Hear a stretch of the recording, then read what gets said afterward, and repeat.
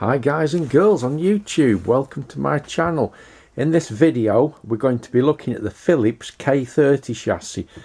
Now I don't know whether this is a Mark 1 or a Mark 2.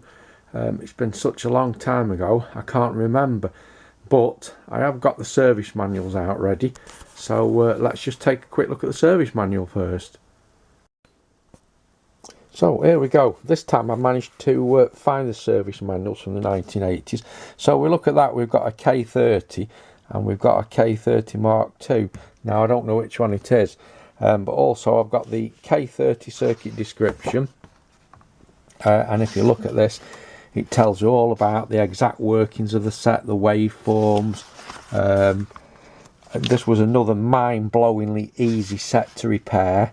And I'll show you for why in a second. The most common fault was actually failure of the fusible safety resistors for no apparent reason, and I've got some here. You'll probably recognise them. You might even recognise the company, HRS, but this was the most common fault, the safety resistor. It just failed for no reason. You put a new one in, it'll be absolutely fine. It was a really easy money maker in its day, and these sets suffer from very few problems. We'll come over to the set in a minute.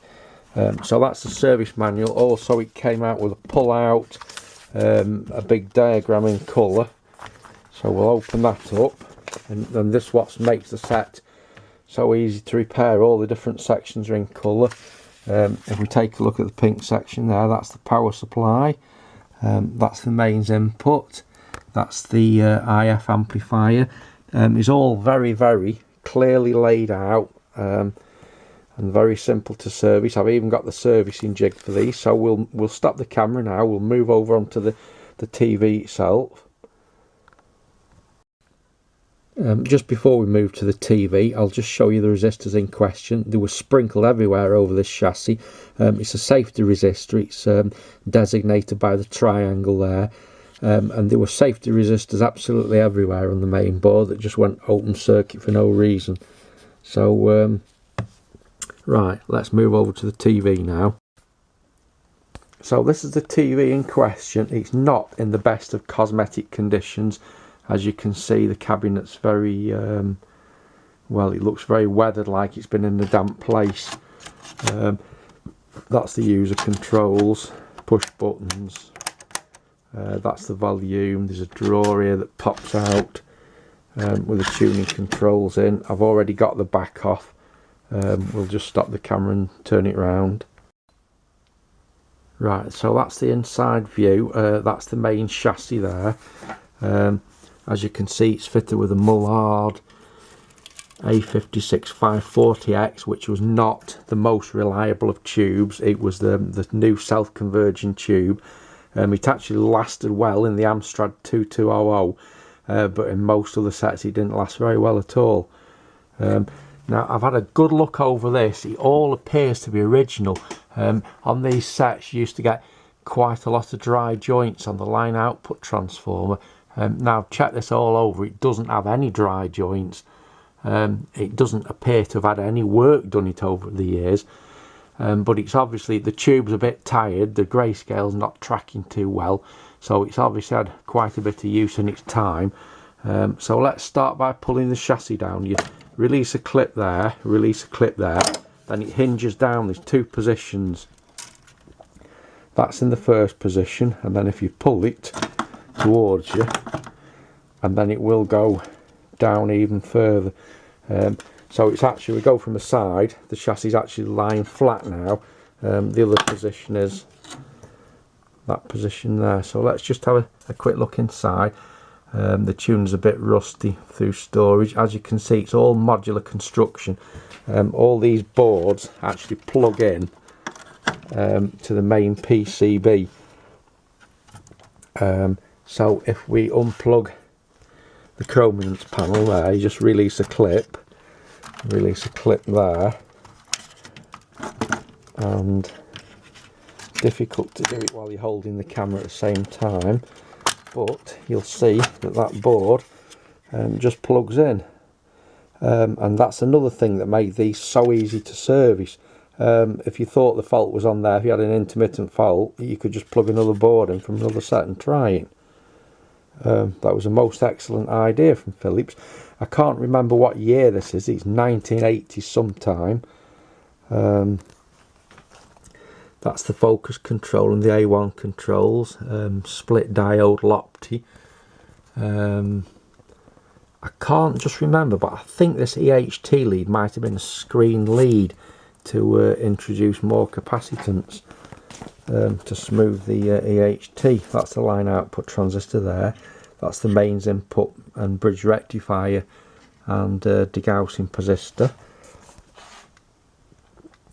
Yeah, so we take a look down here. That's actually the main board itself.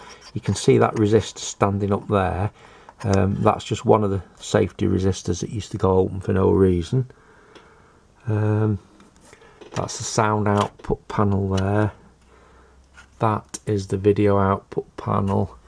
That's the frame output transistors. Now I did mention I've got the servicing jig for these. So we've got two panels here back to back, so obviously you can't get in to take any measurements or any waveforms from the back of the board running. So just let me stop the camera and I'll show you what we used to service these with. Right, so this is the Philips extension board used for inset servicing. Now if you turn it over, you can see it's just a lot of copper tracks and it plugs in. Let me show you how this works. Right, well that's the chopper control panel there. Supposing we had a problem on that and we wanted to take some voltages from down here and some waveforms. So what you did is you unplug your panel like that, and then you plug it into the servicing jig, and then the whole lot goes back in the TV and it lifts the panel up by this amount, so you can actually get to both sides of it when it's working in the TV. So as you can see now, that's the chopper control board, and that's plugged into the extender panel. So if I can manage to hold the camera with one hand and do this at the same time, this is what you did. You plug that onto there, and then let's get it lined up. That's right, you plug that into there like that, and then that's an extension which lifts your panel right out into the air. So now if we come around here, before we couldn't get to the back because it was behind here, it's sat up on them stilts now.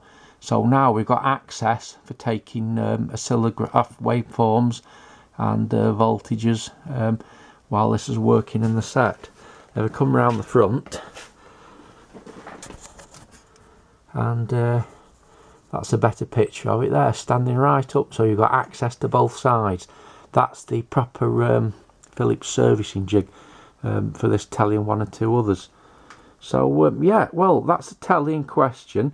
I've actually had this running, and the picture's not too bad. It's not brilliant. The grayscale tracking's pretty poor, but there's still a bit of life in it yet.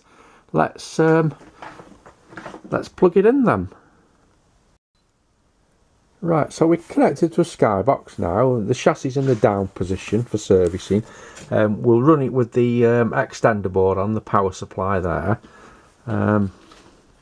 It's already connected up.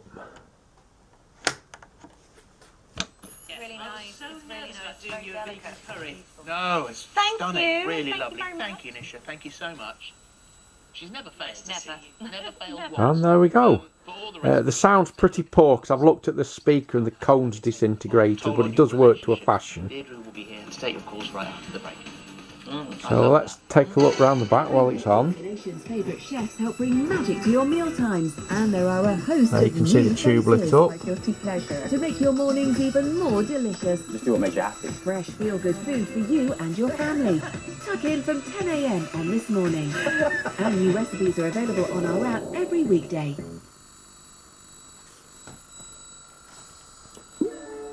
New hobby? Hello, Possible. Sky Mobile That black band's coming from the camera, of course. At Hasbro, we launch dozens of Monopoly games every year, and one thing that is consistent through all of those is testing. We did most of it at our headquarters. Still happened, but it's not something that I was willing to bring home. Yeah, I mean, remarkable sacrifice, Ashley. Thank you all to all of you, talking to you here as our COVID heroes. Joe, I just want one final word from you. Who has been your hero of the pandemic? That's a good question. Well, when I think about, Sir Captain Tom, he's a big standout character. Because for me, it was such a positive, uplifted story in a really difficult time, and it just gave people hope and inspiration to, move and get active. So I think Sir Captain Tom will always be a legend in my eyes. And I actually got his little book, his children's book, which I read to Indy. It's called 100 Steps, and it's wonderful. So yeah. Another quick little interesting thing about these sets, I don't know if you can see, but the whole of the back, well, not the whole of the back, part of the back, is sprayed with an electrically conductive paint, an aquadag type material, and on the back of the TV there's a spring there, and that actually touches onto this aquadag material to form an RF shield at the back, and it's connected to chassis by this isolating capacitor. As you can see, the spring's gone a little bit rusty, but that you can see it there. That's another interesting thing about these TVs. So there we go, that's the back fitted to the TV. As you can see, it's very poor cosmetic condition, and that's it really. That's the Philips K30. I'm not even sure if this wasn't the successor to the G11. I can't remember, but I'm sure somebody will leave it in the comments. So alright guys, thanks for watching, and if you like what you see, subscribe to my channel for more. Goodbye.